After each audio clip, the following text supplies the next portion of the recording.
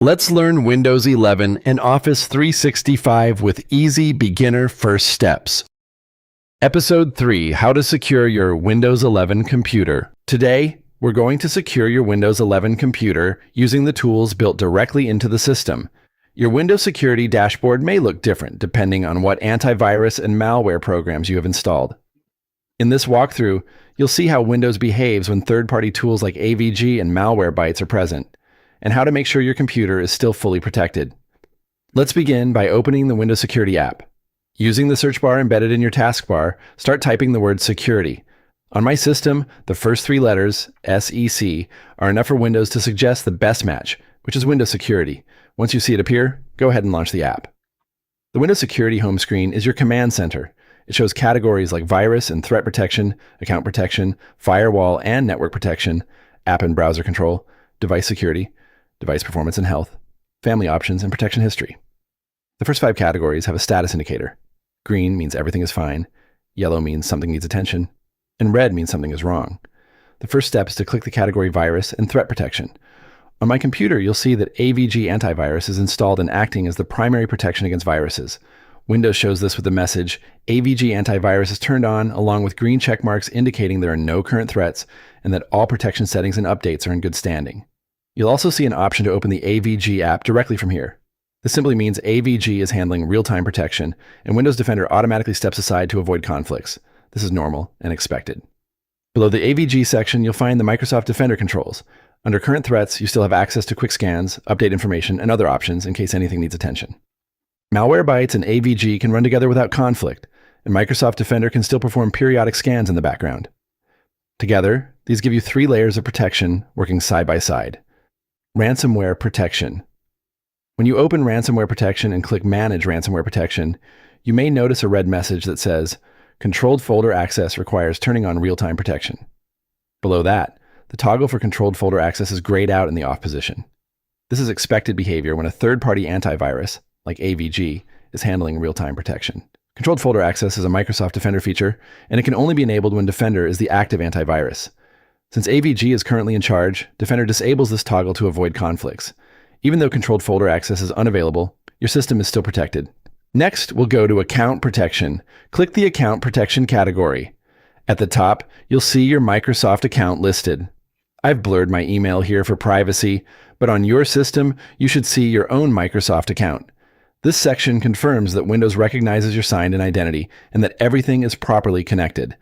When this area shows no warnings, it means your account is synced, your device is registered, and features like password recovery and identity protection are active. There's nothing you need to change here. Just make sure your Microsoft account appears and that no alerts are shown. Next is Firewall and Network Protection. Click the Firewall and Network Protection subpage. On this screen, make sure the firewall is turned on for all 3 network types: domain, private, and public. Public networks are especially important when you're using Wi-Fi in places such as cafes, hotels, or airports. If all 3 network types show as no action needed, you are in good shape, and there's nothing you need to change here. Next, we'll go to the App and Browser Control category. Click that, and you'll go to the App and Browser Control subpage. This area has 3 subcategories: Smart App Control, Reputation-Based Protection, and Exploit Protection. For most people, the important settings are inside Reputation-Based Protection. Click that, and make sure the following options are turned on. Check Apps and Files, Smart Screen for Microsoft Edge, and potentially unwanted app blocking. These smart screen settings help protect you from dangerous websites, suspicious downloads, and unwanted software. Once these items are enabled, there's nothing else you need to adjust here.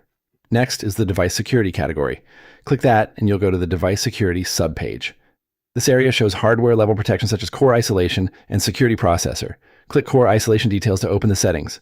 Here you should see Memory Integrity turned on, Local Security Authority Protection turned on, and the Microsoft Vulnerable Driver Block List turned on. The blocklist option is often grayed out, and that's normal. Windows manages that setting automatically.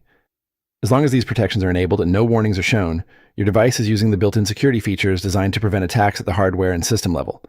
There's nothing you need to change here. Next, the Device Performance and Health category. On this subpage, you should see 3 items with green check marks: Storage Capacity, Apps and Software, and Windows Time Service. These checks confirm that your system has enough free space, your apps are running normally, and your clock is synced correctly. If all 3 show green, your device is in good health, and there's nothing you need to change here. Next, we can click on the Family Options category. Click that, and you'll go to the Family Options subpage. This area is especially helpful if multiple people in your household use the same device. Here you'll see parental controls, along with a link called View Family Settings. Clicking that link opens your Microsoft account online, where you can manage screen time, content filters, app limits, activity reports, and other family safety tools. These features are designed to help parents guide how children use the device and the internet. If you're the only one using this computer, there's nothing you need to change here. Finally, we'll go to the Protection History category.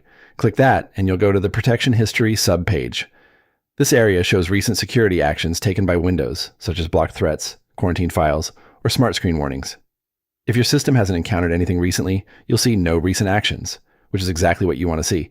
A blank history simply means Windows hasn't detected any issues that required attention, and that's how to secure your Windows 11 computer using the built-in Windows security tools. Each category works together to protect your device, your identity, and your data. And once you understand what these areas mean, the whole dashboard becomes much easier to navigate.